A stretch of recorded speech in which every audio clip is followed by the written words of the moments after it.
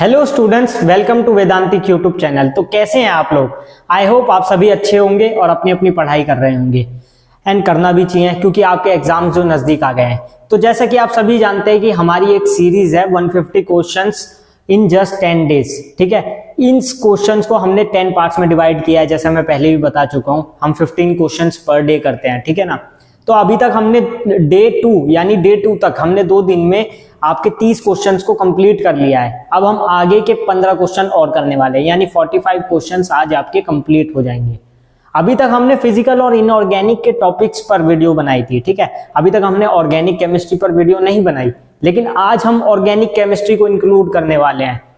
तो आज के जो हमारे दोनों चैप्टर्स होने वाले हैं वो हमारे होने वाले हैं आइसोमेरिज्म और दूसरा हाइड्रोकार्बन। दोनों ही इंपॉर्टेंट चैप्टर्स हैं आपके एग्जाम पॉइंट ऑफ व्यू से।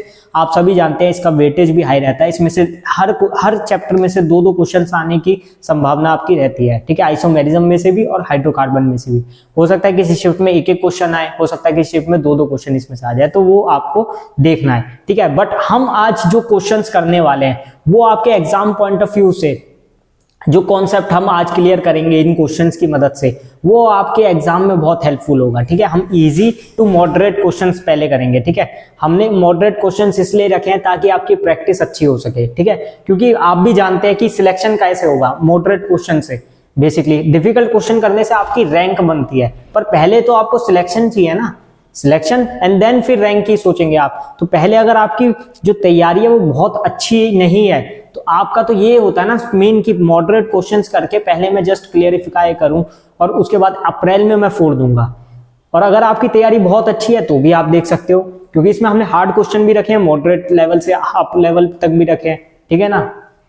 तो दोनों ही केसेस में आप इसको देख सकते हो। बट मेरा मानना यह है मॉडरेट क्वेश्चन तक आपको ज्यादा करना चाहिए, इजी टू मॉडरेट, अभी हार्ड को छोड़ के। क्योंकि हार्ड क्वेश्चन हर किसी के लिए नहीं होता है, ठीक है। हार्ड क्वेश्चन बहुत अच्छे स्टूडेंट्स के लिए ठीक है, जिनकी तैयारी बहुत अच्छी चल रही है, जिनको पूरा यकीन है कि मैं तो इजी टू मॉडरेट कर लूंगा, ठीक है ना।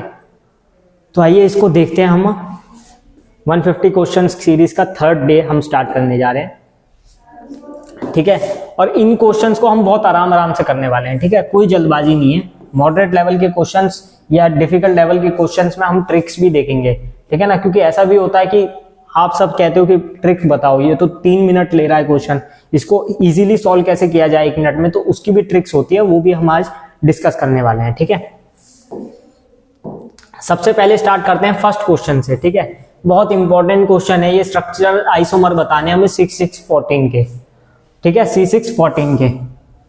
अब हमें सबसे पहले तो इसमें देखना होता है कि इसके कितने आइसोमर बन सकते हैं। C6-14 की स्ट्रक्चर कैसे कुछ इस टाइप से होगी आपकी, ठीक है। 1 2 3 4 5, देखो यहां से 1 2 3 4 5 6, ठीक है। ये आपका होता है हेक्सेन, ठीक है। ये आपका हेक्सेन या इनहेक्सेन होता है, ठीक है।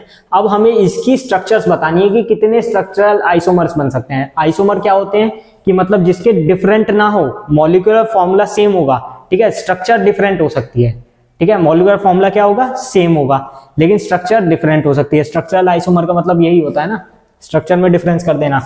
तो देखो एक चीज और चेक कर लिया करो, जैसे ये 6-14 दिया है तो 6 + 1 - 14/2, पहले तो डिग्री ऑफ अनसैचुरेशन चेक कर लो, ये कहीं इसमें डबल बॉन्ड तो नहीं आ रहा है। 7 - 7 कितना, 0, तो डिग्री ऑफ अनसैचुरेशन 0 आ रहा है, ठीक है। ये कैसे निकालते हैं ये सब मैं सिखा चुका हूं आपको आइसोमेरिज्म में। जिसने वीडियो नहीं देखी वो आइसोमेरिज्म देख लो, ठीक है ना, उसमें आपको ये क्लेरिफाई हो जाएगा। क्योंकि अगर मैं ये सिखाने लग जाऊंगा तो ये क्वेश्चन आपका 10 मिनट का हो जाएगा, ठीक है। तो ये मैंने निकाल लिया, डिग्री ऑफ अनसैचुरेशन कितना है, 0, यानी कि इसमें सिर्फ सिंगल बॉन्ड वाले होंगे, ठीक है। इसमें सिर्फ सिंगल बॉन्ड वाले होंगे। अब हम इसकी स्ट्रक्चर्स को देखते हैं कि स्ट्रक्चर्स कैसे बनने वाली है, ठीक है। सबसे पहले स्टार्ट करते हैं हम। एक हेक्सेन तो मैंने बनाई दी थी, 1 2 3 4 5 6, ये तो एक स्ट्रक्चर हो गई, ठीक है। सेकेंड स्ट्रक्चर क्या बनेगी, ये देखो 4 कर लिया। अब मैं क्या करूं, बीच में यहां पर एक मिथाइल लगा दूं, ठीक है, यहां पर एक मिथाइल लगा दूं, ठीक है। छोटा सा साइन मैंने इसलिए रखा है, या फिर आप इसको याद रखना चाहते हो तो ऐसे CS3 भी लिख सकते हो, ठीक है, कि आपको अच्छा ना लग रहा हो, ठीक है। तो ये क्या बन जाएगा आपका 1 2 3 4 5 पेंटेन बन गया। और यहाँ क्या आ गया, 2 पे मिथाइल आ गया, इसको बोलेंगे 2 methyl pentane, 2 methyl pentane, second structure हो गई। ठीक है, एक और स्ट्रक्चर बनाओ, एक और स्ट्रक्चर बनानी है तो देखो यही सेम रखूं, अगर मैं 2 की जगह इसे 3 पे रख दूं तो कोई दिक्कत है? नहीं, कोई दिक्कत नहीं है। क्या बन जाएगा? 3 मिथाइल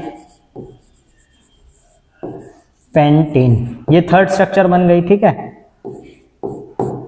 ये हमारी थर्ड स्ट्रक्चर हो गई। ठीक है, अब मेरे को बनानी है चौथी स्ट्रक्चर। अब देखो इसमें अगर मैं बहुत ज्यादा कुछ कर नहीं सकता, यहां पर भी रखूंगा तो 2 मिथाइल पेंटेन बन जाएगा, यहां रखूंगा तो बन ही चुका 2 मिथाइल पेंटेन, यहां बीच में एक ही बनेगी। तो अब हमें पेंटेन से छोटी चेन पे जाना होगा, यानी कहां जाना होगा? ब्यूटेन पे। तो ये हो गई ब्यूटेन, 1 2 3 4। ठीक है, ये हो गई ब्यूटेन। तो इस पे मैं क्या लगा सकता हूं? एक CH3 यहां लगा दूं। अगर मैं एक CH3 इस पे लगा दूं तो क्या बनेगा? 2 मिथाइल, लेकिन हेक्सेन करना है तो एक और कहीं लगाना होगा, तो एक यहां लगा दिया CH3। ठीक है, तो 2,3। ठीक है, यहां लिख देता हूं 2,3 डाइमिथाइल। ठीक है, इसको दोबारा लिख देता हूं 2,3 डाइमिथाइल ब्यूटेन। ठीक है, 2,3 डाइमिथाइल ब्यूटेन। ये कौन सी स्ट्रक्चर बन गई आपकी? 4th। ठीक है, अभी एक स्ट्रक्चर और बनेगी, क्या बन सकती है? जल्दी बताओ।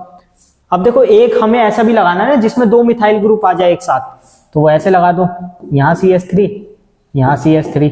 ठीक है, ये लिख लेना CH3, केवल डंडा लगाओगे, आपकी बहुत प्रैक्टिस हो जाए तो आप कर सकते हो। लेकिन अगर कई बार हो जाता ना कि आपने ऐसे मतलब स्ट्रक्चर बनाई है तो कंफ्यूजन ना हो, इसके लिए आप CH3 भी लिख सकते हो, या M भी लिख देते हो, मिथाइल के लिए M भी लिख सकते हो। ठीक है ना, वो भी कर सकते हो। 1 2 3 4। ठीक है, 6 हेक्सेन तो कंप्लीट हो रहा है ना, मॉलिक्यूलर फॉर्मूला में कोई चेंज नहीं आ रहा ना, तो ये हमारा क्या बन जाएगा? 2,2 डाइमिथाइल ब्यूटेन। ये हमारी 5th स्ट्रक्चर हो गई। ठीक है, तो हमारी 5 स्ट्रक्चर बेसिकली बनने वाली है। अब आप करो ये 2 यहां भी लगा दो तो नहीं पॉसिबल, वो तब भी 1 2 पे ही आता, 2,2 डाइमिथाइल होता, तो उसमें तो चेंज कुछ होना नहीं था। ठीक है ना, तो ये पूरी हमारी स्ट्रक्चर्स बनेगी 5 की 5 इसकी। ठीक है, तो इसके कितने पॉसिबल है? 5। ठीक है, 1 2 3 4 5। तो इसका आंसर क्या होगा? 3rd 5th। तो इसकी कितनी स्ट्रक्चर्स बनेगी? 5। एक क्या बनाई हमने? 2 मिथाइल पेंटेन। ठीक है, पेंटेन में 2 बनेगी, 2 मिथाइल पेंटेन और 3 मिथाइल पेंटेन। ठीक है, 3 मिथाइल पेंटेन भी हमने बना दी थी, ये आपने देख ली होगी। ठीक है, यहां पर, और एक यहां लगाई थी 2 मिथाइल। इसको यहां भी रखता तो 2 मिथाइल होती, यहां रखता तो भी 2 मिथाइल होती, तो उसमें कोई चेंज नहीं था। अब आपको 1 पे मिथाइल लगा दो तो भाई वो वही चेंज तो हो गई। 1 पे मिथाइल लगाता ऐसे तो वो तो हेक्सेन ही बन जाता, तो वहां तो चेंज नहीं होना था, तो फिर हमें उससे नीचे जाना पड़ा, यानी ब्यूटेन पे। तो ब्यूटेन पे देखा तो ये सब हो रहा है, CH3 यहाँ CH3 और यहाँ डबल पे CH3। ठीक है, इससे नीचे अब हम जा नहीं सकते हैं। ठीक है, तो इसकी कितने आइसोमर होंगे? 5। ठीक है, इजी क्वेश्चन था आपका, डिफिकल्ट नहीं था हमारे को। देखो अभी मुझे समझाने में इसको 5-7 मिनट इसलिए लगे क्योंकि मैंने इसको बहुत अच्छे से एक्सप्लेन किया है। ठीक है, आपको अभी ये एक बार कर लोगे ना, 1-2 मिनट में हो जाने लगेगा। अब देखो अगला है the number of stereo isomers. Stereo isomers आप जानते हो ना, ज्योमेट्रिकल आइसोमर हो गया और ऑप्टिकल आइसोमर, ये आपने पढ़ा होगा आइसोमेरिज्म में, स्टीरियो आइसोमर्स। ठीक है ना, वो बताने किसके लिए मुझे? 1,2 डाइमिथाइल साइक्लोप्रोपेन। ठीक है, 1,2 डाइमिथाइल साइक्लोप्रोपेन। ठीक है, साइक्लोप्रोपेन ऐसा होगा। अब इस पे कहां पोजीशन पे मिथाइल लग रहा है? 1,2। तो इसको 1 मान लो, इसको 2 मान लो, ऐसे कर सकता हूं ना मैं, इसको 1 मान लो, इसको 2 मान लो। तो मान लो ऐसे है CH3 CH3। अब इसके मुझे स्टीरियो आइसोमर्स बताने हैं। ठीक है, स्टीरियो आइसोमर्स में क्या क्या देखेंगे? पहली बात तो ज्योमेट्रिकल आइसोमर्स इसके बन सकते हैं? नहीं, क्योंकि डबल बॉन्ड ही नहीं है, और डबल बॉन्ड ही नहीं है तो इसके ज्योमेट्रिकल आइसोमर तो बनेंगे नहीं, तो सिर्फ स्टीरियो आइसोमर बन सकते हैं, मतलब ऑप्टिकल आइसोमर्स बनेंगे। ठीक है, तो वो हम बनाएंगे। देखो यहाँ पर ये C है, जो 2 बॉन्ड यहाँ है और एक पे CH3 लग गया, तो यहाँ H होगा, सिंपल सी बात है, यहाँ H होगा। अब इसका मैं जस्ट अपोजिट बना दूं, अगर मैं CH3 को ऊपर भेज दूं तो कोई फर्क थोड़ी पड़ेगा इस पे कोई फर्क नहीं पड़ेगा। इसको मैं ऐसे भी लिख सकता हूं ना, H को नीचे ले आऊं, CH3 और CH3, कोई फर्क पड़ा? नहीं, दोनों एक जैसे ही दिख रहे हैं, सिर्फ मैंने इन दोनों को ऊपर उठा के रख दिया, H को नीचे ले आया। ठीक है, एक और देखो, एक और देखते हैं। ठीक है, अब यहाँ पर मैं क्या लिख सकता हूँ, CH3 को और चेंज करना है तो देखो इस वाले पे मैं CH3 रखूंगा, यहाँ H रखूंगा, मैं यहाँ चेंज कर दूंगा, यहाँ H यहाँ CH3, ठीक है। ये ट्रांसफॉर्म जैसा दिख रहा है, मतलब मैं नहीं कह रहा ट्रांस है, लेकिन ट्रांसफॉर्म जैसा दिख रहा है क्योंकि डबल बॉन्ड तो है नहीं, तो ज्योमेट्रिकल आइसोमर्स हम दिखा नहीं रहे, ठीक है। अब एक और चेंज करते हैं, H ऊपर, ठीक है, CH3 इधर, CH3 इधर और H ऐसे, ठीक है। ये मैंने रफली बनाया है, ठीक है, आप भी इसको रफली ही बनाना, ज्यादा वो करने की जरूरत नहीं है। देखो यहाँ पर अब मैंने यहाँ चेंज कर दिया H H CH3 CH3, ठीक है। अगर सेम रखता वो तो ऊपर वाला ही बन जाता ना, सेम रखता तो। अब देखो यहाँ पर तो फिर भी थोड़ा सा डिफरेंस है, यहाँ तो फिर भी थोड़ा सा, ये इसकी मिरर इमेज जैसा दिख रहा है, इसकी मिरर इमेज दिख रहा है ना ये, तो यहाँ तो 2 बन रहे हैं, लेकिन यहाँ 2 नहीं बन रहे, यहाँ पर केवल 1 बन रहा है। क्यों? क्योंकि एक दूसरे के आइडेंटिकल है, ठीक है। यहाँ पर मीजो कंपाउंड भी है, तो यहाँ सिर्फ 1 ही बनेगा आइसोमर और यहाँ 2 बनेंगे, तो 2 + 1 कितने हो जाते हैं आपके 3, ठीक है। तो कितने बनेंगे, 3 आइसोमर्स हमारे बनने वाले हैं, या 3 स्टीरियो आइसोमर्स बनने वाले हैं, ठीक है। तो ऑप्शन होगा 3। अब कुछ लोग पूछते हैं इसमें ट्रिक बताओ, तो एक इसमें ट्रिक है, लेकिन वो हमेशा काम करेगी ऐसा कंफर्म नहीं है, लेकिन मैं आपको ट्रिक बता देता हूँ याद करने के लिए। मैक्सिमम आइसोमर कितने बनेंगे, मैक्सिमम स्टीरियोमर्स कितने बनेंगे इसमें, 2 की पावर n = 4। अब कहोगे 4 कैसे आया, क्योंकि n की वैल्यू 2 है, क्योंकि इसमें 2 कायरल कार्बन है। देखो यहाँ कायरलिटी है ना, एक कायरल कार्बन इधर है, एक कायरल कार्बन इधर है, 2 कायरल कार्बन है। कायरल कार्बन तो आपको पता ही होगा, जिसमें चारों ग्रुप अलग अलग अटैच हो, ठीक है। तो यहाँ पर एक कायरल कार्बन है, एक यहाँ पर कायरल कार्बन है, तो 2 कायरल कार्बन हो गए, तो 2 की पावर 2 कितना होता है 4, तो टोटल होंगे 4, ठीक है, टोटल होंगे 4। लेकिन इसका मतलब ये नहीं है कि 4 बनेंगे, अब हमें ढूंढना है मीजो कंपाउंड कितने हैं, ठीक है। तो यहाँ हमने देख लिया एक मीजो है, यहाँ हमने देखा था ना एक मीजो है, और वो 4 में से मीजो को घटा दो, 4 - 1 3 आंसर। तो ये इसका शॉर्ट फॉर्म था कि आप कायरल कार्बन चेक करो, total number of stereo isomers कितने आ गए, मैक्सिमम कितने हो सकते हैं 4, ठीक है, ये टोटल हुआ। लेकिन हमें निकालने क्या है, हमें इसके लिए निकालना है, ठीक है। तो मीजो को भी तो घटाना होगा, एक जो मीजो कंपाउंड है उसको भी तो माइनस करना होगा, तो 4 - 1 = 3। तो ये एक शॉर्ट ट्रिक है, ठीक है। इसीलिए आपका बेसिक क्लियर होना बहुत जरूरी है इसके लिए, ठीक है। नेक्स्ट आता है आपका 1 mole of a symmetrical alkene on ozonolysis gives 2 moles of an aldehyde having a molecular mass of 44U, ठीक है। द एल्कीन इज, तो ये कौन सी एल्कीन है हमें ये बताना है इस क्वेश्चन में, ठीक है। क्वेश्चन को अगर आप ध्यान से पढ़ो तो इसने ये कहा है कि यहाँ पर जो 1 मोल ऑफ सिमेट्रिकल एल्कीन, अब सिमेट्रिकल एल्कीन होनी चाहिए, मतलब सिमेट्री होनी चाहिए उसमें, ठीक है। और उसका ओजोनिलिसिस कराने पर हमें जो मिलने वाला है वो एक एल्डिहाइड मिलेगा, और उस एल्डिहाइड का मोलर मास दे रखा है 44, मोलर मास होता है 44।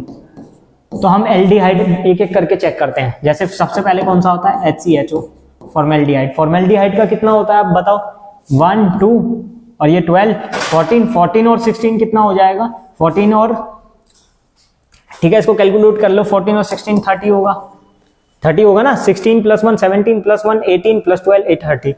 अब मैं चेक करता हूं इसके बाद वाला CH3CHO, CH3CHO में क्या होने वाला है, अब देखो 3 1 4, ठीक है, 4 और 24 28 और 16 कितना 44, तो ये सही हो गया ना, तो ये सही हो गया।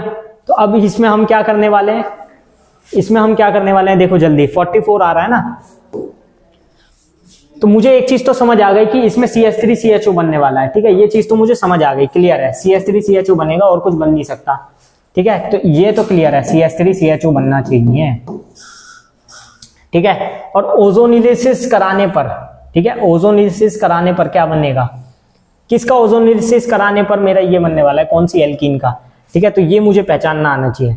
तो जाहिर सी बात है सिमेट्रिकल एल्कीन होनी चाहिए,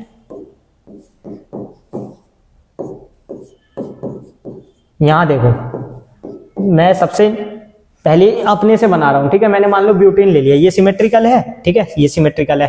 अब मैं सिमेट्री चेक कर रहा हूं, इथीन में देखो, इथीन में सिमेट्रिकल है, लेकिन यहां पर कोई ग्रुप ही नहीं है ओजोनिलिसिस कराने के लिए, ठीक है। ओजोनिलिसिस कराने के लिए भी तो ग्रुप चाहिए मुझे, क्योंकि CH3CHO बन रहा है, और कितने मोल्स बन रहे हैं इसके 2 मोल्स बन रहे हैं, ठीक है, यहां पर लिखा हुआ ना 2 मोल्स ऑफ एन एल्डिहाइड। तो यानी कि नंबर ऑफ चेन होनी चाहिए वो 4 नंबर की होनी चाहिए, कम से कम 4 नंबर की। तो इथिन तो वैसे ही गायब हो जाता है, प्रोपिन वैसे ही गायब हो जाता है। तो 1 ब्यूटीन होगा या 2 ब्यूटीन होगा। और मैं जानता हूं सिमेट्रिकल एल्कीन तभी आ सकता है जब यहां बीच में डबल बॉन्ड हो।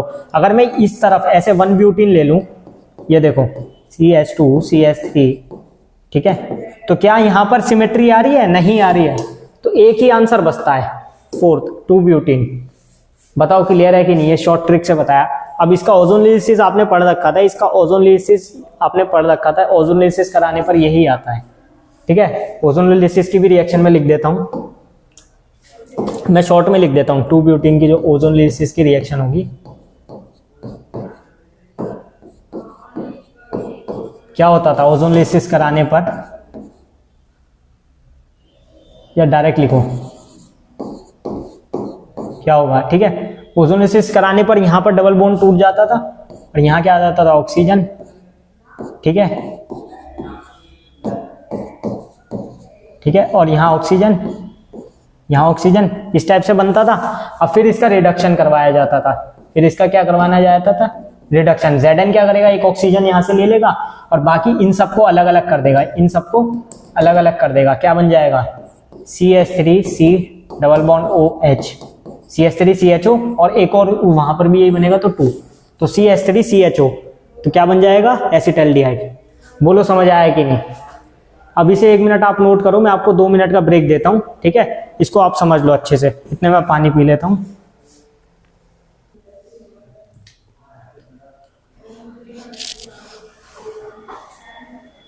तो ठीक है, ये आपका हो गया ना क्लियर, ठीक है। नेक्स्ट क्वेश्चन की तरफ आते हैं हम। नेक्स्ट क्वेश्चन में देखो, विच one of the following has the minimum boiling point. अब मिनिमम बॉइलिंग पॉइंट आपको निकालना है, ठीक है। बॉइलिंग पॉइंट किस पे डिपेंडेंट होता है? सबसे पहली चीज तो बॉइलिंग पॉइंट डिपेंडेंट होता है आपका सीधे सीधे मॉलिक्यूलर साइज पे, ठीक है। मॉलिक्यूलर मास या मॉलिक्यूलर साइज पे। और इनवर्सली प्रोपोर्शनल किसके होता है? ब्रांचिंग के, ठीक है। मतलब अगर ब्रांचिंग बढ़ जाएगी, ठीक है, अगर तो सिंपल है जैसे पेंटेन है, ठीक है, एन हेक्सेन है, तो उनके लिए बॉइलिंग पॉइंट ज्यादा होगा न्यू पेंटेन से या फिर आइसोब्यूटेन से, इन सब से, ठीक है। या मतलब आपको क्या देखना है सिर्फ और सिर्फ कि किसमें ब्रांचिंग हो रही है और किसमें सिंपल लिखा है, सिंपल चेन है, ठीक है, बस ये देखना है। क्योंकि ब्रांचिंग बढ़ने से सरफेस एरिया क्या होता है? डिक्रीज, ठीक है। तो सबसे पहले तो देखो यहाँ आ रहा है एन ब्यूटेन, ठीक है, ये सब ब्यूटेन वाले ही हैं, ठीक है, ब्यूट वाले यानी 4 कार्बन चेन वाले हैं, उसी में हमको सबका देखना है, ठीक है। एन ब्यूटेन का हो गया देखो सबसे ज्यादा, मैं सिंपल लिख रहा हूं इसको, एन ब्यूटेन का सबसे ज्यादा होगा, तो ठीक है, इसको तो पहले काट दो कि ये तो मिनिमम हो ही नहीं सकता, ठीक है। 1 ब्यूटाइन, इसमें भी ब्रांचिंग तो नहीं आ रही है, ठीक है, इसके बाद इसका ही नंबर आएगा शायद, ठीक है, तो इसमें भी नहीं होगा। 1 ब्यूटीन, इसमें भी ब्रांचिंग नहीं है तो इसको भी काटो। आइसोब्यूटेन, अब देखो जो आइसोब्यूटेन है इसमें तो ब्रांचिंग है, ठीक है, आइसोब्यूटेन में तो है ना ब्रांचिंग, तो इसी का सबसे मिनिमम होगा, ठीक है, सिंपल। जिसमें आपको ब्रांचिंग दिखे ना उसी को लगाना है आपको, मतलब जिसमें भी ब्रांचिंग है दैट मीन्स कि वही आपका आंसर है। तो आइसोब्यूटीन क्यों होगा? क्योंकि इसमें ब्रांचिंग है, ठीक है। आइसोब्यूटीन क्यों होगा? क्योंकि इसमें ब्रांचिंग है, ठीक है, ये आपका इसीलिए होगा, आइसोब्यूटेन इसीलिए होगा क्योंकि इसमें ब्रांचिंग आ रही है, ठीक है, बाकी किसी में ब्रांचिंग नहीं थी। और फिर अगर आप ये देख लोगे कि अगर 2 में ब्रांचिंग है तो फिर आपको मॉलिक्यूलर साइज पे खेलना है कि किसका मॉलिक्यूलर साइज कम है, किसका मॉलिक्यूलर साइज ज्यादा है, उस चीज पे डिपेंडेंट करता है, ठीक है। वैसे ये आपके इजी क्वेश्चंस होते हैं, ये जो मॉलिक्यूलर साइज वाले, मतलब ये आपके बॉइलिंग पॉइंट वाले आते हैं, ठीक है ना, ये सिंपल होते हैं, ये सब कर लेते हैं, मैंने देखा है। इसमें बहुत कम स्टूडेंट्स हैं जो गलती करते हैं। 5th क्वेश्चन की तरफ चलते हैं। Which one of the following is reduced with zinc and hydrochloric acid to give the corresponding hydrocarbon. ये अच्छा क्वेश्चन है, ये क्वेश्चन आपका बहुत अच्छा है, ठीक है, इसको बहुत ध्यान से करना है। अगर आपने इसको ध्यान से नहीं किया ना तो ये गलत ही होता है ज्यादातर, तो मैंने देखा है। इसमें आपको याद रखना है कि आपको कैसे इसका रिडक्शन करना है, ठीक है, सिंपल सी बात है। आपको क्या लेना है, कीटोन। ठीक है, कीटोन का रिडक्शन करवाओ।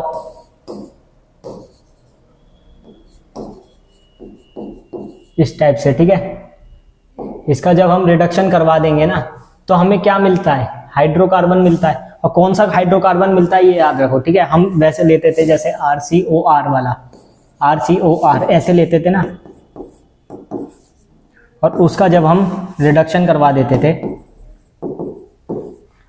ठीक है, ये आपने पढ़ा होगा वैसे क्लीमेंसन रिडक्शन। इसमें आपका क्या बनता था, हाइड्रोकार्बन बनता था। ठीक है, आपका क्या बनता था, हाइड्रोकार्बन बनता था। ठीक है, यानी कि इस टाइप से। ठीक है, तो सिंपली यही इसकी हिंट है। बेसिकली आपको कौन सा मतलब ग्रुप लेना होगा इसके लिए, कीटोन। इसके लिए आपको कौन सा ग्रुप लेना होगा, कीटोन ग्रुप। अब इनमें से आप चेक कर लो कौन सा कीटोन ग्रुप है। इथाइल एसीटेट है, नहीं। एसिडिक एसिड है, नहीं। CH3COOH, ये भी नहीं है। एसिटामाइड है, नहीं, ये भी आपका कीटोन में नहीं आ रहा। तो कीटोन में सिर्फ आपका कौन सा आ रहा है, ब्यूटेन 2-on। ब्यूटेन 2-on एक ही कीटोन ग्रुप है आपका, और यही आंसर हो जाने वाला है फिर। क्यों, क्योंकि और कोई कीटोन ग्रुप आपको दिखा ही नहीं। तो ये ट्रिक थी। ठीक है, इस टाइप के क्वेश्चन जब भी आए आपको याद रखना, आपको पूरा सॉल्व करना ही नहीं है। और क्यों करना है पूरा सॉल्व, यहाँ पर आपको लिखने के नंबर तो मिल नहीं रहे हैं। एग्जाम में तो आया नहीं है बोर्ड के कि आपको पूरी रिएक्शन लिखनी है, इस पे पूरा बताना है कि इसका ऐसे रिडक्शन होगा, इसमें ये डाल देंगे तो ये हो जाएगा। नहीं, कुछ नहीं करना। सिर्फ आपको ट्रिक पता होनी चाहिए कैसे आंसर निकालना है। इसमें थोड़ी सी बस ट्रिक पता होनी चाहिए थी कि हमको कीटोन लेना है। आपका 20 सेकंड का क्वेश्चन नहीं था ये, देखो एकदम हो गया। हमें ऐसे याद आ गया ना कि हम कीटोन का रिडक्शन कराते थे तो हमारा हाइड्रोकार्बन बनता था। बस इतना याद रखना, किसका रिडक्शन कराते थे, कीटोन का। देखो, और कितनी इजीली सिंपली हो गया ये, इसमें कुछ नहीं करना पड़ा। और जेईई मेंस में आपके ऐसे क्वेश्चन आते हैं जो ट्रिक वाले होते हैं बेसिकली, क्योंकि बहुत ज्यादा कैलकुलेशन के क्वेश्चंस केमिस्ट्री में कम आते हैं, फिजिकल से आते हैं। ऑर्गेनिक में ज्यादातर ऐसे ही मिलेंगे आपको ट्रिक वाले क्वेश्चन। ठीक है, ये वाला क्वेश्चन देखो, the alkene that exhibits geometrical isomerism. Geometrical isomerism किस में होता है, देखो जैसे ये है। ठीक है, एक एग्जांपल दे रहा हूं मैं सिर्फ। ठीक है, ये हो गई कौन सी फॉर्म, ट्रांस। ठीक है, अब मैं इसकी सिस फॉर्म लिखूं तो सिस फॉर्म क्या होगी, जो एक साथ हो। ये होती है सिस। ठीक है, ये होती है आपकी सिस, जहां ये CH3 आमने सामने दिख रहे हैं। इसको चेंज कर दो, अगर इस पोजीशन पे ये आ जाए और H इसकी जगह हो जाए, H ऐसे हो जाए, CH3 ऐसे हो जाए, तो उसको हम कहते हैं ट्रांस। ठीक है, ये होती है ट्रांस और ये होती है आपकी सिस फॉर्म। ठीक है, लेकिन इसमें एक चीज आपको ध्यान रखनी है कि ये ज्योमेट्रिक आइसोमर तभी दिखाएगा जब ये आमने सामने वाले सेम तो हो सकते हैं, ये तो सेम हो सकते हैं, पर ये एक ही कार्बन पर दोनों जो ग्रुप अटैच होंगे वो सेम नहीं होने चाहिए। मतलब ये सेम नहीं हो सकते। ठीक है, अगर ये सेम है ऐसे करके मान लो, तो ये ज्योमेट्रिकल आइसोमेरिज्म नहीं दिखाएगा। क्यों, क्योंकि एक ही कार्बन पे दोनों जो ग्रुप अटैच है वो सेम नहीं होने चाहिए। ठीक है, अगर ये आमने सामने वाले सेम होते ऐसे तो वो चल जाएगा, लेकिन ऐसे नहीं चलेगा कि दोनों पे सेम आ जाए। अगर एक पे भी ऐसा आ रहा है ना कि हाइड्रोजन हाइड्रोजन सेम है, तो वो फिर ज्योमेट्रिकल आइसोमेरिज्म शो नहीं करता है। ठीक है, तो ये था कुछ बेसिक कॉन्सेप्ट जो मैंने आपको पहले बता दिया ज्योमेट्रिकल आइसोमेरिज्म का 1 मिनट में। ठीक है, अब हम इसमें चेक करेंगे एक एक को कि कौन शो कर रहा है कौन शो नहीं कर रहा है। सबसे पहला कौन सा आ रहा है आपका, 2-ब्यूटेन। 2-ब्यूटेन बनाते हैं। 2-ब्यूटेन यही होगा ना।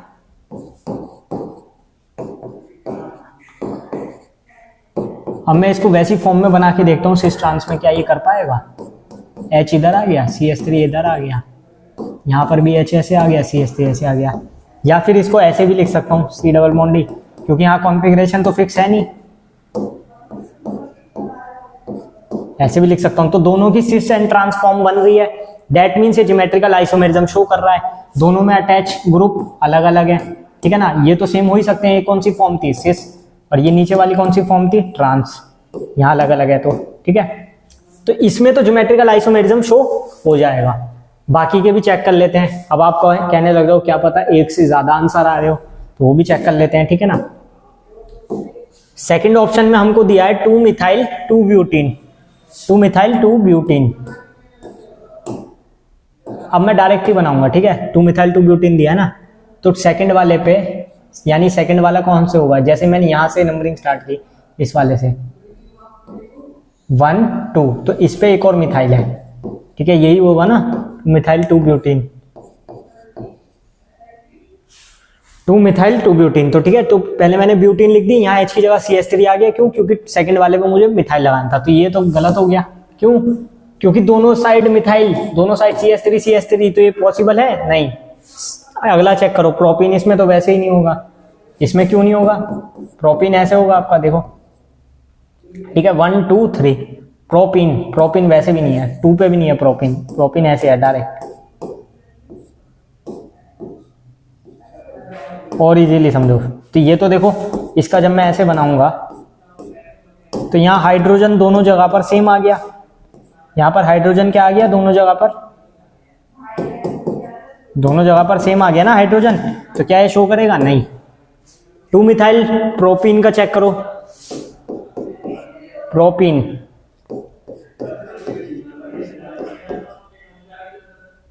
ठीक है, 1 2 2 मिथाइल हो गया, ठीक है, 1 2 2 मिथाइल प्रोपीन। अच्छा, यहां से अगर हम शो कर रहे हैं 2 मिथाइल, 2 पे ही मिथाइल है, 2 मिथाइल प्रोपीन, ठीक है, तो यहां पर भी हाइड्रोजन हाइड्रोजन सेम है, CH3 सेम है, तो ये भी नहीं करेगा, तो सिर्फ एक ही ऑप्शन इसमें होता है, कौन सा, 2 ब्यूटीन, ठीक है। समझा दिया ना मैंने कैसे कैसे होता है, कि आपका सिस ट्रांसफॉर्म चेक करनी है हमको, किसमें सिस ट्रांसफॉर्म बन सकती है, ठीक है, और दो एक ही कार्बन पे दोनों ग्रुप जो अटैच है वो कभी भी आपके सेम नहीं होने चाहिए, ठीक है।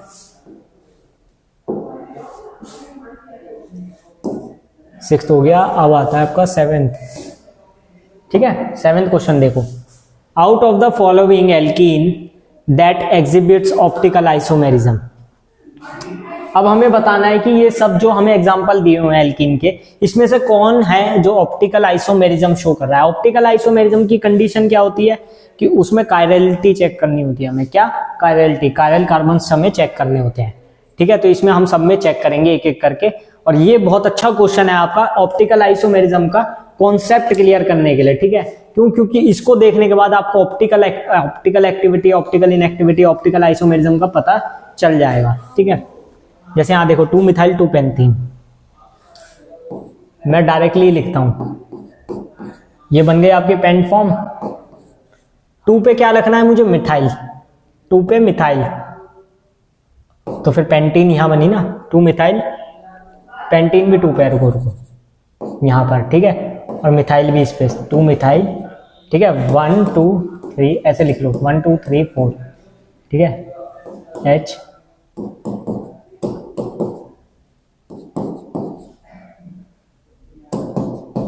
ठीक है, 2 मिथाइल 2 पेंटीन, 2 मिथाइल 2 पेंटीन, ठीक है। सेकंड वाला लिखो कितना है, 3 मिथाइल 2 पेंटीन, ठीक है, 2 पेंटीन बना लो पहले तो, और मिथाइल कितने पे करना है अटैच मुझे, 3 पे, नहीं यहां तो कुछ नहीं बचा, ठीक है।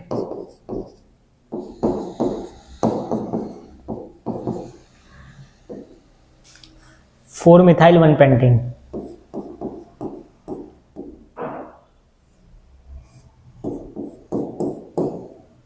1 2 3 4 5 पेंटीन यहाँ बनाया, तो यहाँ से स्टार्ट कर देंगे 1 2 3 4 5, ठीक है। इसको आराम से समझना है, कोई जल्दबाजी नहीं करनी है, ठीक है। मिथाइल लगाना है मुझे चौथे वाले पे, ठीक है, तो चौथे वाले पे, ये मैंने आपको इजीली समझाने के लिए मैं पूरा एक एक करके चीज लिख रहा हूँ, ठीक है, वरना ये 1 सेकंड का क्वेश्चन था अगर मुझे ऐसे ही करना होता तो, ठीक है। और एक है 3 मिथाइल पेंटीन। पहले स्ट्रक्चर इसलिए बना लिया करो ताकि बाद में फिर एक बनाने के बाद दूसरा न चेक करना पड़े। एग्जाम में तो आप पहले, मैं आपको ट्रिक भी बताऊंगा कैसे चेक करना है, तो उससे आप कर लेना, ज़्यादा बेटर रहेगा, ठीक है। 1 पेंटीन और 3 मिथाइल।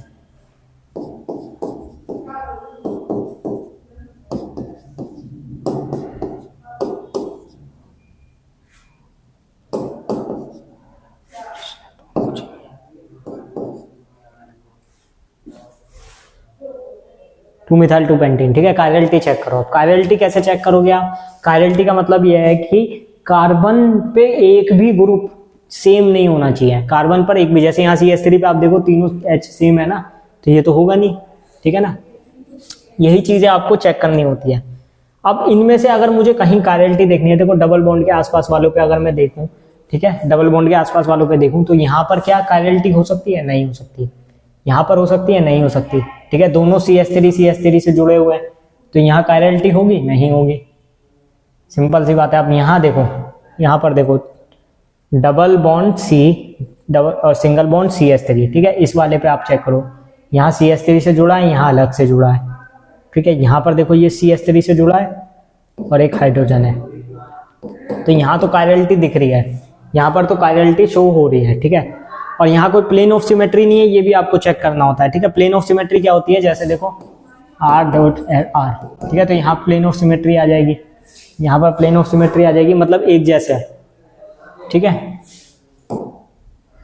तो वो प्लेन ऑफ सिमेट्री हमें नहीं चेक करनी है। अगर प्लेन ऑफ सिमेट्री आ जाती है तो वो ऑप्टिकल इनएक्टिविटी शो करता है। ठीक है ना, ऑप्टिकल इनएक्टिविटी कब शो करता है? प्लेन ऑफ सिमेट्री आती है। यहाँ पर प्लेन ऑफ सिमेट्री नहीं हो सकती है, लेकिन यहाँ कायरलिटी भी नहीं है। देखो ये दो हाइड्रोजन सेम होगा इस पे, ठीक है, और ये वाले पे देखो यहाँ पर भी दो हाइड्रोजन सेम है, तो यहाँ पर भी तो कायरलिटी नहीं है। तो कायरलिटी का मतलब क्या है कि मतलब इन दोनों ग्रुप पे कुछ भी सेम नहीं होना चाहिए। ठीक है, जैसे यहाँ पर देखो इससे ये वाला ग्रुप जुड़ा हुआ है, यहाँ से CH3 जुड़ा हुआ है, यहाँ डबल बॉन्ड, यहाँ से देखो H जुड़ा हुआ है, यहाँ CH3, यहाँ डबल बॉन्ड, तो केवल एक यही वाला आपका कायरलिटी शो कर रहा है, और जिसमें प्लेन ऑफ सिमेट्री भी नहीं है, क्योंकि प्लेन ऑफ सिमेट्री कहीं है ही नहीं ऐसी। ठीक है, कहीं से भी आप देख लो, प्लेन ऑफ सिमेट्री कहीं नहीं दिखती, तो ये चीज आपको चेक करनी है। ठीक है, ऑप्टिकल एक्टिविटी के लिए मैं आपको ये कहूंगा, इसमें थोड़ा सा आपको टाइम भी देना होगा। आइसोमेरिज्म आपने पढ़ा होगा अगर, तो इसमें थोड़ा सा टाइम लगता है और थोड़ा सा टाइम कंज्यूमिंग भी है। ठीक है ना, अब नेक्स्ट क्वेश्चन है हमारा, विच ब्रांच। ये बहुत इंपॉर्टेंट क्वेश्चन है, आप याद रखो, बहुत ही अच्छा क्वेश्चन है ये, बहुत अच्छा और सिंपल क्वेश्चन है। पिछले वाले में जो आपने देखा ऑप्टिकल में, उसमें ट्रिक नहीं चली, क्योंकि उसमें तो आपको करना ही पड़ता, और थोड़ा सा लेंदी क्वेश्चन था भी, उसमें गलती होने की भी गुंजाइश होती है। आप चेक कर रहे हो, मान लो आपने गलती से B की जगह C लिख दिया, ठीक है, आपने चेक किया ना, एक C की भी गलती, एक कार्बन की भी आपने गलती कर दी, इसलिए मैं टाइम लेके लिख रहा था, क्योंकि उसमें गलती होने के चांसेस है, पर इसमें गलती होने के चांसेस नहीं है। इजी क्वेश्चन है, साथ ही साथ ट्रिक का क्वेश्चन है, बहुत ज्यादा ट्रिक का क्वेश्चन है।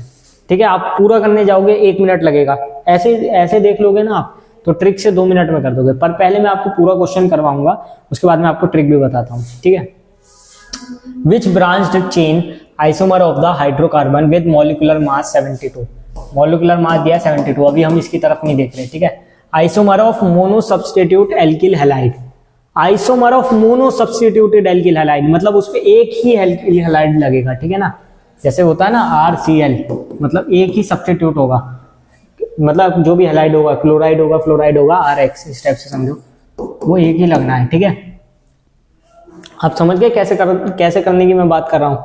ठीक है, तो इसमें क्या ट्रिक है, देखो एक तो चीज होती है कि आप सारे ऑप्शंस को उठा के देखो और बनाते रहो, आइसोमर्स चेक करते रहो, इसमें आपके 2 से 3 मिनट आराम से जाने वाले हैं। अब ट्रिक सुनो, वो हो गया एक तरीका करवाने का। ठीक है, वो भी करवा सकते हैं, पर मुझे तो ट्रिक बतानी है ना एग्जाम में कैसे करे जाए, तो उसके लिए सबसे बेस्ट ट्रिक है, आप मॉलिक्यूलर फॉर्मूला आपको गिवन है 72, वो दिया ही इसलिए कि आप ट्रिक लगाओ, इसको सॉल्व करो। अब देख लो 72 इनमें से किसका है, मतलब सबका एटॉमिक मास से आप मॉलिक्यूलर मास निकाल लो। ठीक है, मॉलिक्यूलर मास जिसका भी सेम आ जाए 72, मतलब वही आंसर है। ठीक है, अब देखो स्ट्रक्चर बनाओ, नियोपेंटेन, नियोपेंटेन आपका ऐसे होता है, 3 डिग्री कार्बन रहता है इसमें। ठीक है, ये होता है ना नियोपेंटेन। ठीक है, इसे न्यू कार्बन बोलते हैं यहाँ पे। ठीक है, कितना आ गया इसका मॉलिक्यूलर फॉर्मूला, C5H12, इसका मॉलिक्यूलर फॉर्मूला कितना होगा, 5 × 12 + 12 × 1, कितना आ गया, 60 + 12 72, खत्म, 72 तो आ गया, बस ऑप्शन 1 आंसर है। हाँ, ये 30 सेकंड से ज्यादा का क्वेश्चन कुछ भी नहीं था इसमें, बस नियोपेंटेन की स्ट्रक्चर बनाई, चेक कर लिया। अब और किसी का आप चेक करते रहना, और किसी का इसमें से नहीं आएगा, टर्शियल ब्यूटिल क्लोराइड का चेक कर लो, नियोहेक्सेन का चेक कर लो, किसी का भी चेक कर लो आप, किसी का भी 72 नहीं आ सकता। क्यों? क्योंकि एक ही ऑप्शन है, उसी का आना था, वो हमारा लगता कि फर्स्ट वाला ही निकल गया। ठीक है, तो इस टाइप से आपको क्वेश्चंस को करना है। ठीक है, क्योंकि इसमें पहले ही दे दिया था, which branch chain isomer of the hydrocarbon with molecular मास, तो हमें कौन से हाइड्रोकार्बन का 72 था यही तो बताना था बस। तो हमने क्या करा, सिर्फ सीधे सीधे उसका मोलकर फॉर्मूला उठा के देखिए, वरना हम इसमें अटके रहते हैं कि उसका आइसोमर एल्किल हैलाइड का आइसोमर बनेगा, मतलब ये रिएक्शन हो रही होगी, ये हो गया होगा, उससे कोई फायदा नहीं है। आपको क्या करना है, सीधे सीधे ट्रिक लगानी थी इसमें। और ऐसे ट्रिक के क्वेश्चंस आते हैं जेईई मेंस में भी, जेईई मेंस हो गया, नीट हो गया, ऐसे ट्रिक वाले क्वेश्चंस आपके आते रहते हैं। ठीक है, ये वाला क्वेश्चन देखो, ethylene dibromide on treating with alcoholic KOH। Ethylene bromide बना लो पहले तो, ठीक है।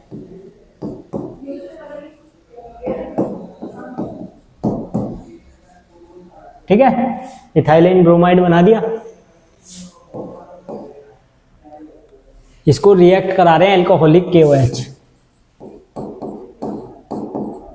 Alcoholic KOH। तो ये क्या करता है, बेस है, ये प्रोटोन एक्सट्रैक्ट करता है। ठीक है, तो यहां पर रिएक्शन जब होगी तो एक बार Br जाएगा, फिर दूसरी बार Br जाएगा, और जितने Br जाएंगे उतने H भी इसमें से, इतना इसका बॉन्ड भी एक फॉर्म हो जाएगा। इसमें क्या फॉर्म हो जाएगा, बॉन्ड फॉर्म हो जाएगा। ठीक है, जितनी बार Br जाएगा हटेगा, वहां पर बॉन्ड फॉर्म होगा, मतलब इस टाइप से रिएक्शन होगी। ठीक है, ये लीव कर गया ना, Br लीव कर गया, तो यहां पर प्रोटोन इसने ले लिया, तो यहां पर क्या एक्सट्रैक्ट हो जाएगा, एक बॉन्ड एक्सट्रैक्ट हो जाएगा बस, CH ट्रिपल बॉन्ड CH। क्या बना लेगा ये, इथाइन।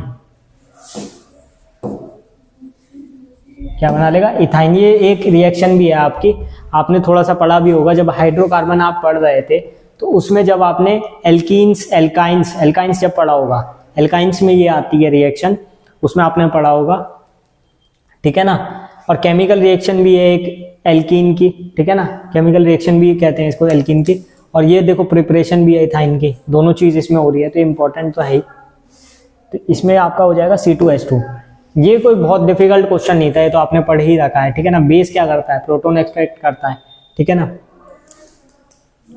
और वही यहाँ पर हुआ, इसने डायरेक्ट प्रोटोन एक्सट्रैक्ट कर दिया। तो अभी तक आपने देखे थे थोड़े सिंपल क्वेश्चन, अभी हम थोड़े से अच्छे क्वेश्चंस की तरफ जाने वाले हैं। ठीक है, लेवल को थोड़ा सा इंक्रीज करने वाले हैं। तो अब हमारा नेक्स्ट क्वेश्चन आता है, which of the following alkenes can show EZ isomerism due to having two different substituents attached to each carbon of the double bond. अब ये अच्छा क्वेश्चन है। अब देखो, ये क्वेश्चन, ऐसे क्वेश्चंस ही हमें करने हैं, इन्हीं क्वेश्चंस की तो हमें मेन प्रैक्टिस करनी है। मॉडरेट टू हार्ड लेवल पे अब हम आ चुके हैं। ठीक है, EZ आपको पता होगा, EZ कहाँ लगता है, जहां पर हमारा सिस एंड ट्रांस फेल हो जाता है। ठीक है, जहां हमारा सिस एंड ट्रांस फेल हो जाता है तो वहां पर हम EZ लगाते हैं। ठीक है, EZ में बेसिकली आपका इस टाइप से होता था, तो ये मिलता जुलता आपका उससे ही है, सिस ट्रांस से ही। वैसे जैसे मान लो यहाँ फ्लोरीन लिख दिया, यहाँ CH3 लिख दिया, तो अब इसमें सिस ट्रांस तो होगा नहीं, इसमें सिस ट्रांस तो पॉसिबल है नहीं, तो क्या लगेगा यहाँ पे EZ। इसमें क्या करते थे, नंबरिंग करते थे हम। अब देखो, इन दोनों में पहले किसे नंबरिंग देंगे, कार्बन को या फ्लोरीन को, तो फ्लोरीन को देंगे 1। इन दोनों में किसको देंगे, कार्बन को 1। ये सेम आ गए, दैट मीन्स क्या हो जाएगा, Z। ये सेम आ गए, दैट मीन्स क्या हो जाएगा, Z। 2 2 1 1, तो ये Z। अगर ये ऐसे लिख दूं, अगर मैं इसको,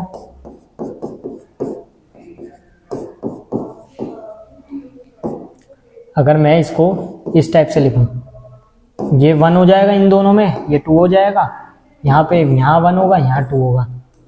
ठीक है, तो इसमें क्या हो जाएगा, देखो 1 1 2 2 1 1, इस टाइप से जा रहा है, और ये इस टाइप से जा रहा है, तो इस फॉर्म में होगा ये E। मतलब अगर देखो इस टाइप से होंगे, ठीक है, एक दूसरे के अपोजिट होंगे तो E, और एक दूसरे के जैसे ही होंगे, मतलब सेम टू सेम पोजीशन पे है तो Z।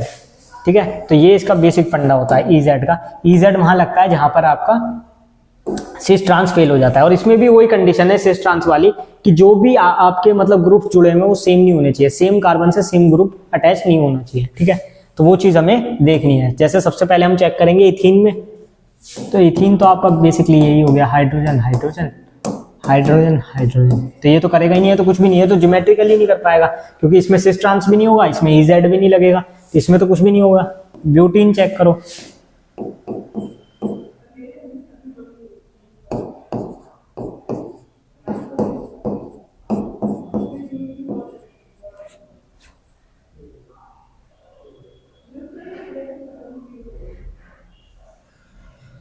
रुको C2H5, इसको यहाँ पर H लिखो, C2H5, हाँ अब ठीक है, ठीक है। ये 1 2 इस टाइप से 3, या यहाँ से 1 कर लो, ये 2 कर लो, ये 3 4, ठीक है, क्योंकि हमें क्या लिखना था, ब्यूटीन यानी 1 पे, तो 1 2 3 4 इस टाइप से लिखा है ना। देखो ऐसे होता है ना ब्यूटीन, सिंपली अगर मैं लिखूँ, ठीक है,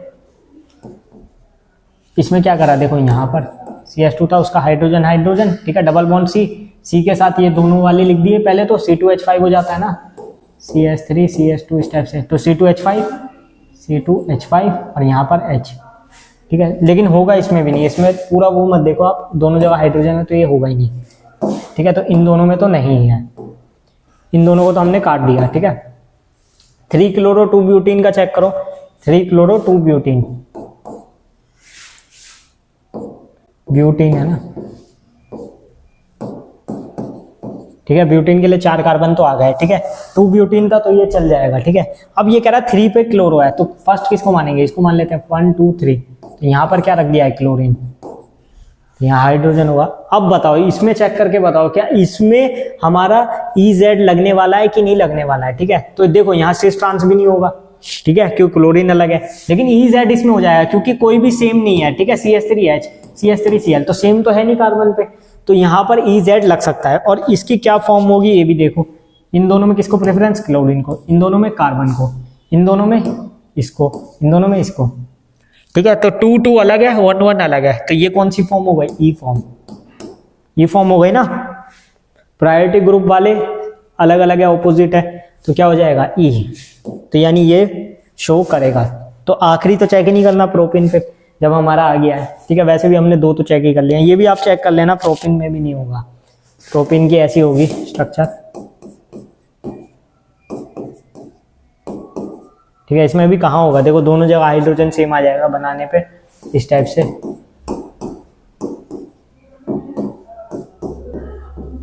ठीक है। ये सेम है तो यहाँ पर भी नहीं होगा, केवल एक ही आपका बचता है, कौन सा, थर्ड वाला, जिसमें आपका EZ ट्रांसफॉर्मेशन शो कर रहा है, ठीक है। तो EZ ट्रांसफॉर्मेशन कैसे करते हैं वो आपने देखा, ठीक है। आइसोमेरिज्म में आपने पढ़ा होगा, ये नहीं पढ़ा तो एक बार और जाके देख लो, ठीक है। इंपॉर्टेंट चीज है, ज्योमेट्रिकल आइसोमर्स में आपने पढ़ा होगा वैसे तो, मुझे लगता है EZ, which types of isomerism is shown by 2,3 dichlorobutane. अब ये पूछ रहे हैं 2,3 डाइक्लोरोब्यूटेन कौन शो करेगा, ठीक है, कौन सा आइसोमेरिज्म शो करेगा। पहले तो इसकी स्ट्रक्चर बनाओ, और इसकी स्ट्रक्चर अब फिक्स हो गई है, क्यों, क्योंकि उसने लिख के ही दे दिया है कि 2,3 डाइक्लोरोब्यूटेन, ब्यूटेन है तो सेम, 2 पर ये कौन सा आ रहा है, क्लोरीन, 2 पर क्लोरीन, 3 पे क्लोरीन, ठीक है। अब इसमें कौन सा आइसोमेरिज्म होगा वो हमें बताना है, ठीक है ना। तो अब देखो ध्यान से, ज्योमेट्रिकल तो इसमें होना नहीं है, ज्योमेट्रिकल तो होना नहीं है, डबल बॉन्ड ही नहीं है। स्ट्रक्चरल इसमें होगा नहीं क्योंकि हमने पोजीशन फिक्स कर दी है, ठीक है, पोजीशन फिक्स कर दिया, क्योंकि स्ट्रक्चरल आइसोमर्स क्या होता है कि मतलब डिफरेंट स्ट्रक्चर होगी लेकिन मॉलिक्यूलर फॉर्मूला सेम रहेगा, ठीक है। तो वो पॉसिबल नहीं है कि स्ट्रक्चर फिक्स हो गई है, ठीक है। तो इसमें क्या करेंगे हम, देखो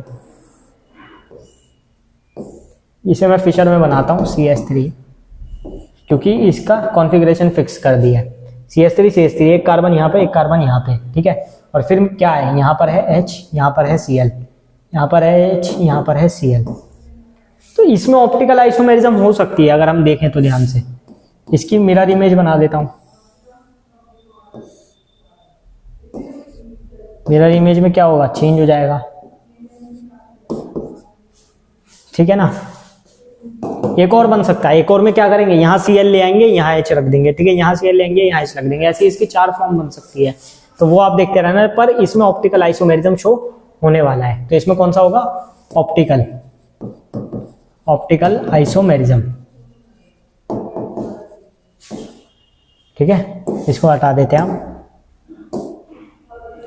तो देख रहे हो आप कितनी सिंपल क्वेश्चंस है। देखो ये क्वेश्चंस आपके डिफिकल्ट कभी है ही नहीं, थोड़ा भी वक्त आपका नहीं लग रहा है, ठीक है। आपका वक्त इसलिए नहीं लग रहा है क्योंकि ये हम ट्रिक्स के थ्रू देख रहे हैं, क्योंकि पिछली वीडियोस मैंने बनाई उसमें क्वेश्चंस मैंने लंबे तरीके से कराए, तो बहुत सारी चीज मुझे खुद लगा कि नहीं, मुझे शॉर्ट ट्रिक भी बतानी चाहिए, कि जिन ट्रिक से मैं क्वेश्चन करता हूँ वो आपको भी आना चाहिए, क्योंकि वो आपके लिए हेल्पफुल है। क्योंकि 1 घंटा आपको मिल रहा है, तो आपको केमिस्ट्री में 15 नहीं 30 क्वेश्चन करने हैं। मैं तो यहाँ समझा रहा हूँ 15, आपको 1 घंटे में 30 क्वेश्चन अटेम्प्ट करने हैं और सारे करने हैं। हो सकता है कुछ लोग कह रहे हो कि हम तो केमिस्ट्री 45 मिनट 50 मिनट करेंगे, तो वो भी एक बात है। तो आपकी स्पीड बढ़नी चाहिए, और स्पीड कब बढ़ेगी, जब आपकी प्रैक्टिस अच्छी होगी। और प्रैक्टिस अच्छी होने के बाद फिर अगर मुश्किल क्वेश्चन आ जाए तो आप कहोगे कि 2 मिनट इसमें ही लगा दूं, नहीं, तो उसके लिए ट्रिक्स है। तो ट्रिक्स भी इंपॉर्टेंट है, लेकिन आपको क्वेश्चन आना भी चाहिए। ट्रिक्स भी तभी लगती है जब आपको क्वेश्चंस की प्रैक्टिस हो, ठीक है ना। नेक्स्ट क्वेश्चन है, chloroform is heated with AG powder in laboratory, what will be the product. ये बहुत अच्छा, ये याद रखने वाली रिएक्शन है, ठीक है। यहाँ पे एजी क्या होता है, हमारा एजी पाउडर रिड्यूसिंग एजेंट होता है। क्या होता है, रिड्यूसिंग एजेंट, ठीक है। तो इसमें देखो क्या होगा, क्लोरोफॉर्म CHCl3, ये तो पता होगा ना आपको, क्लोरोफॉर्म का फॉर्मूला CHCl3। इसकी रिएक्शन करा दो आप 6 Ag से सर, किससे, 6 Ag से। अब 6 मोल्स ऑफ Ag क्यों रखना है, ये आपको याद रखना है, ठीक है। ये वाली रिएक्शन आपको याद रखनी है, ठीक है। Ag powder in laboratory, what will be the product, ठीक है। अब प्रोडक्ट बताना है मुझे, ठीक है। प्रोडक्ट क्या बन जाएगा, ये इसके 2 मोल्स बना देगा, ठीक है। इसका क्या बन जाएगा यहाँ पर 6 AgCl। बाकी जो भी बचा उसको लिख दो, 6 AgCl को बाहर निकालो और बाकी जो भी बचेगा उसको लिख दो। क्या बचा, ठीक है, CH के 2 फॉर्म्स बनेंगे, CH के 2 फॉर्म बनेंगे। क्या बनेगा, C2H2, C2H2। देखो यहाँ से CH था, ठीक है, इसका डबल कर दो C2H2। तो यहाँ इनमें से कौन सा है, C2H2 ये, यानी कि इथाइन। ये क्या होता है हमारा, बेसिकली इथाइन होता है। ये इथाइन फॉर्मेशन में आपने पढ़ा होगा हाइड्रोकार्बन में, ठीक है। नहीं पढ़ा तो आप ये वाली सारी रिएक्शन ना एक बार चेक कर लेना, ठीक है, क्योंकि ये इंपॉर्टेंट रिएक्शन है। इसमें हाइड्रोकार्बन में बेसिकली आपका याद करने का ही है सारा, ठीक है। आइसोमेरिज्म में तो फिर भी आपको सॉल्व करना पड़ता है, आपको समझना है, उसमें बहुत पढ़ना है। हाइड्रोकार्बन में आपको रिएक्शंस याद ही करनी है। हाइड्रोकार्बन हो गया, halo alkanes and halo arenes है, और नहीं GOC तो बेसिक है, एक हेलो एरीन्स है, हेल्कोएरेन्स है, और ये हाइड्रोकार्बन है। इन दोनों में आपको याद ही करना पड़ता है। कुछ रिएक्शंस ऐसी हैं, और इंपॉर्टेंट रिएक्शंस भी हैं बहुत सारी। नेमिंग रिएक्शन तो आप सारी याद करके जाना। नेमिंग रिएक्शन को मैंने एज अ क्वेश्चन यहाँ पर इसलिए नहीं लिया है क्योंकि नेमिंग रिएक्शन का मैं बता भी चुका हूँ और आपको फिर से कह रहा हूँ। नेमिंग रिएक्शन एक कॉपी बना लो छोटी सी, 10 रुपए की, 15 रुपए की, उसमें सारी नेमिंग रिएक्शन लिखते चलो और उसको अच्छे से याद कर लो, ठीक है। आपको सिर्फ 2 से 3 दिन लगेंगे उसको रेडी करने में, और याद करके लिखो उसको, रिएक्शंस को, और उसको पढ़ते रहो रोज। आपको बहुत जल्दी नेमिंग रिएक्शंस याद हो जाएगी, और क्वेश्चंस भी आते हैं नेमिंग रिएक्शन से, ऐसी बात नहीं है, ठीक है ना। तो थोड़ा बहुत देखो, आपको भी स्ट्रगल तो करना पड़ेगा, नहीं तो टाइम आपके साथ स्ट्रगल करेगा अगर आप स्ट्रगल नहीं करोगे इस टाइम पे, क्योंकि कोई किसी के लिए नहीं रुकता। आप नहीं मेहनत करोगे तो कोई दूसरा मेहनत कर लेगा, वो पहुंच जाएगा IIT, वो NIT पहुंच जाएगा, ठीक है। चलो नेक्स्ट क्वेश्चन की तरफ बढ़ते हैं। मोटिवेशनल टॉक का फायदा भी नहीं है। Which of the following alkanes will have the lowest boiling point? फिर से boiling point। अब मैं boiling point के इतने क्वेश्चन क्यों करा रहा हूँ, क्योंकि ये इंपॉर्टेंट है, ठीक है। ये क्वेश्चन इतने इंपॉर्टेंट है कि आप इनको रट लो तो अच्छा है। बॉइलिंग पॉइंट का कॉन्सेप्ट आपको अच्छे से समझ आना चाहिए कि ब्रांचिंग, जहां पर भी ब्रांचिंग आएगी हमारी, उसके इनवर्सली प्रोपोर्शनल होगा, ठीक है। और ये डायरेक्टली प्रोपोर्शनल होता है सरफेस एरिया या मॉलिक्यूलर साइज, इस टाइप से, ठीक है। मॉलिक्यूलर मास, मॉलिक्यूलर साइज, ठीक है। तो ये आपको पता होना चाहिए, ठीक है। अब आते हैं इस पे। हेक्सेन जहां पर भी दिखे ये तो हाईएस्ट हो गया, तो इसको तो पहले ही काट दो। हेक्सेन तो हाईएस्ट हो गया क्योंकि यहाँ पर ब्यूटेन, प्रोपेन और हेक्सेन की बात की है, तो हेक्सेन तो सबसे बड़ी चेन है। तो ये तो चीजें आपको एलिमिनेट करने तो आने चाहिए ऑप्शंस, आपको पढ़ते ही लगना चाहिए 4 ऑप्शन में कि ये तो हो ही नहीं सकता, इसकी तो शक्ल ही खराब है, तो होगा ही नहीं। तो ये चीज आपको क्वेश्चंस में ना सिर्फ सॉल्व करना नहीं, कई बार ऑप्शंस पहचानने भी आने चाहिए आपको। एलिमिनेशन बहुत जरूरी पार्ट है, और खासकर जेई में अगर आपको क्वेश्चन नहीं भी आता है ना, अगर आपको ऑप्शन एलिमिनेट करना होता है, कई बार आप उस पर भी कर देते हो। तुक्का लगाने से तो बहुत अच्छा है कि आप एलिमिनेट करके देखो कि ये नहीं हो सकता, तो इसको मैं काट देता हूँ, ठीक है। अब देखो 3-मिथाइल पेंटेन। 3-मिथाइल पेंटेन क्या होता है आपका, देखो सिंपल समझा रहा हूँ मैं, बहुत इतना सिंपली आपको कोई नहीं समझाने वाला है, ठीक है। ये मैं आपको बता दूं, मैं आपको एक एक क्वेश्चन पूरा करके बताता हूँ। 3-मिथाइल पेंटेन क्या होगा, देखो यहाँ पर मिथाइल लगा दिया, ठीक है। पेंटेन को अभी मैं ऐसे ही बना रहा हूँ, ठीक है। वो CH3 आप लगा लेना। तो ये हमारी पेंटेन वाली है, ठीक है, पेंटेन वाली है इसमें, लेकिन नंबर ऑफ कार्बन 6 हो गए हैं, ठीक है। लेकिन क्या है यहाँ पर ब्रांचिंग है, यहाँ पर क्या है ब्रांचिंग है, तो ये चीज भी ध्यान रखनी है। हेक्सेन को हम पहले काट चुके हैं, ठीक है। 3,3 डाइमिथाइल ब्यूटेन, 3,3 डाइमिथाइल ब्यूटेन, इसमें 6 नंबर ऑफ कार्बन हो गए, तो इसका इससे ज्यादा होगा, लेकिन ब्रांचिंग है, इसमें भी ब्रांचिंग है। तो ब्रांचिंग वाले अब देखो एक नहीं 2 आ गए। पिछला वाला जो हमने देखा था उसमें ब्रांचिंग एक था, उसको उसके हिसाब से हमने लगा दिया था आंसर। अब यहाँ हर एक में ब्रांचिंग है, तो मैंने बताया था मॉलिक्यूलर साइज पे डिपेंड करेगा। अब प्रोपेन में देखो तो यहाँ तो हर जगह ब्रांचिंग है। अब आप कहोगे अब इसमें कैसे कंपेयर करें, तो अब आपको देखना है molecular mass, number of carbon किस में कम है। यहाँ देखो, यहाँ पर टोटल अगर मैं टोटल भी ले लूं तो 5 है, यहाँ अगर मैं टोटल भी ले लूं 6 है, और यहाँ मैं टोटल भी ले लूं तो कितने बन रहे हैं मेरे 5, ठीक है। तो इसमें 6 है, इसमें भी 6 है, हाँ नहीं 6 है ना, यहाँ पेंटेन और एक 6, और यहाँ 4 और 2 6, तो इन सब में 6 है, ठीक है। इसमें कितना है 5, तो किसका कम होना चाहिए, जिसमें नंबर ऑफ कार्बन्स कम है, ठीक है, जिसमें नंबर ऑफ कार्बन्स कम है, तो किसका होना चाहिए, इस वाले का, लास्ट वाले का, यानी कि 2,2 डाइमिथाइल प्रोपेन, ठीक है। ब्रांचिंग आ रही थी, जिसमें ब्रांचिंग नहीं थी उसको पहले ही हटा दिया, हेक्सेन, वो तो सबसे ज्यादा था, 6 नंबर के थे ना, तीनों 6 नंबर के थे, सबसे ज्यादा हेक्सेन का होगा क्योंकि इसमें ब्रांचिंग नहीं थी। उसके बाद देन ये वाला होगा, उसके बाद ये वाला होगा, और सबसे लास्ट में ये वाला, क्योंकि इसमें तो नंबर ऑफ कार्बन ही सबसे कम है 5, ठीक है। तो इस तरीके से आपको ऑप्शंस को एलिमिनेट करना, चेक करना आना चाहिए, ठीक है। ये आपके मतलब क्वेश्चंस करने का मेन पार्ट है, ठीक है। ये आपको नहीं आता ना तो आपके लिए बहुत दिक्कत हो जाएगी एग्जाम में, क्योंकि एग्जाम में आपको यही देखना है कि ये 4 क्वेश्चन है, इसमें से एक सही है 3 गलत है, तो मैं अगर 3 में से 2 गलत निकाल लूंगा तो मेरे पास 2 ऑप्शन बचे। अब उन 2 ऑप्शन में से तो मैं तुक्का भी लगा सकता हूँ कि हो सकता है मेरा सही हो जाए, और हो भी जाता है। आप ऑप्शन एलिमिनेट करके जब लगाते हो ना कि मुझे ये वाला लग रहा है, तो वो हो जाता है। अगर आप चारों में ऐसे ही लगाओगे रैंडमली तो कुछ नहीं होने वाला है, वो आपका -1 ही होगा, ठीक है। बहुत लोग वीडियो बनाते हैं तुक्का लगाने की कि इस तरीके से तुक्का लगाओगे तो 100 नंबर आ जाएंगे, 200 नंबर आ जाएंगे, कुछ नहीं होता, बेकार है वो सब। मैं नहीं समझता, क्योंकि मैंने भी जेईई क्लियर किया है, मैंने भी जेईई एग्जाम दिया है, आई नो दैट कि कुछ नहीं होने वाला है तुक्का मारने से, ठीक है। उससे बेटर है कि आप एलिमिनेट करो। 2 ऑप्शन आपने एलिमिनेट कर लिए, 2 ऑप्शन है उसमें से एक सही है, तब आपकी प्रोबेबिलिटी 50% है, ठीक है। तब तो 1/2 हो गया कि या तो ये है या ये है, वहां आपका तुक्का मारना जायज है। लेकिन चारों में रैंडमली आप सब में ए भरे आओगे तो उससे कुछ नहीं होने वाला है। मान लो आंसर की में एक भी ए ना हो तो आपका तो -1 मार्क्स आएगा, तो वो भी तो देखना है आपको। खैर ये बहुत लंबा टॉपिक है, इस पर बात नहीं करते, क्वेश्चन की तरफ बढ़ते हैं।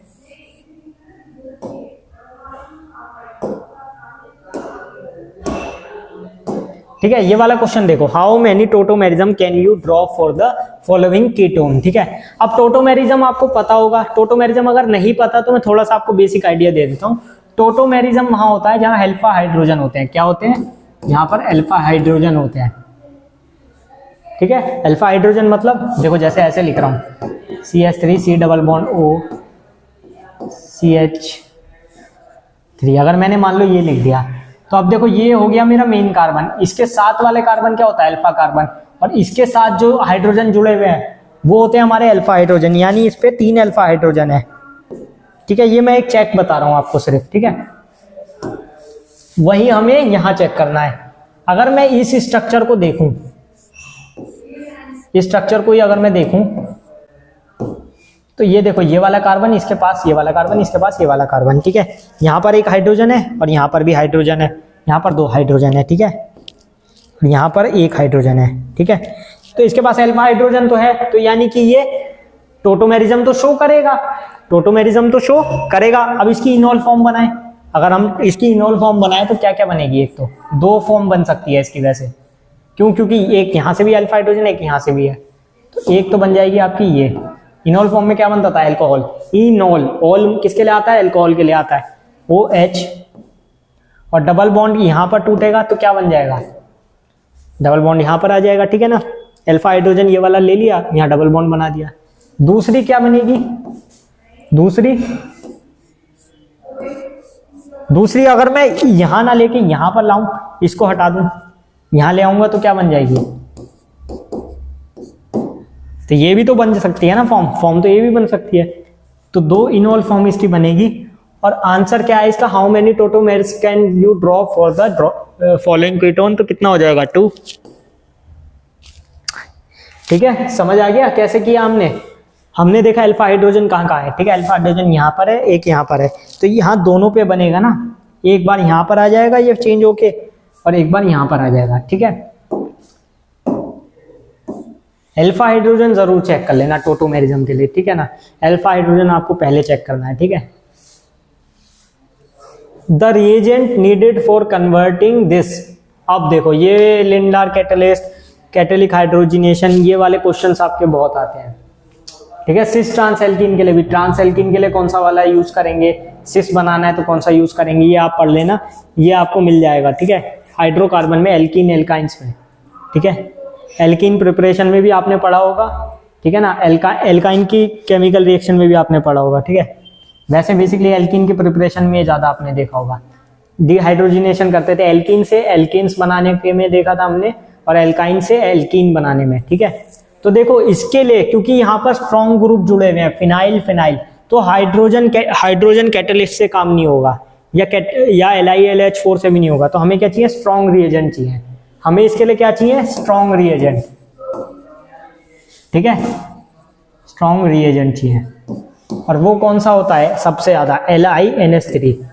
LiNH3 ये सबसे स्ट्रॉन्ग होगा इनमें, और ये इसका कैटेलिक रिडक्शन कर देगा। ठीक है ना, और उसके बाद ये क्या बन जाएगा, एल्कीन्स। ठीक है, ये एल्कीन फॉर्म में आ जाएगा।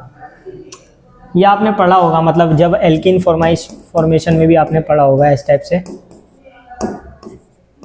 ऐसे रहता था, तो हम हाइड्रोजिनेशन करते थे, हाइड्रोजन ऐड करते थे। ठीक है, कुछ भी लेके LiS2 भी लेते थे। ठीक है, LiLH4 वाला देखते हैं हम, तो यहाँ पर चेंज हो जाता था एल्कीन्स में।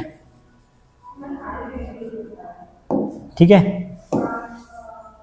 H2 कैटेलिस्ट, H2PD कैटेलिस्ट भी लेते थे, तो उसमें हम चेंज कर देते थे। ठीक है ना, तो इसमें हमें क्या करना है, हम एक सेकेंड, इसमें हमें सिर्फ क्या करना है, चेक करना है कि कौन सा हमें कैटेलिस्ट लेना है, और सबसे ज्यादा स्ट्रॉन्ग कैटेलिस्ट कौन सा हो जाएगा, LiNH3। ठीक है, तो स्ट्रॉन्ग कैटेलिस्ट हमको चेक करना था। तो इसी के साथ हमारे आज के 15 क्वेश्चंस कंप्लीट होते हैं। 15 के 15 क्वेश्चंस आज के इंपॉर्टेंट थे। ठीक है, ये ऑर्गेनिक केमिस्ट्री के आपके इस टाइप के क्वेश्चंस है कि ये आपको आने ही चाहिए। ठीक है, बहुत ज़्यादा डिफिकल्ट नहीं थे, मॉडरेट लेवल के क्वेश्चन थे, आप इनको कर सकते हैं। आप इनको घर पर भी ट्राई कीजिए, एक बार वीडियो को पॉज कर करके आप क्वेश्चंस को ट्राई कीजिए एक और बार। ठीक है, क्वेश्चंस को नोट करते रहिए, वीडियो देखते समय अपना कॉपी पेन लेकर बैठिए।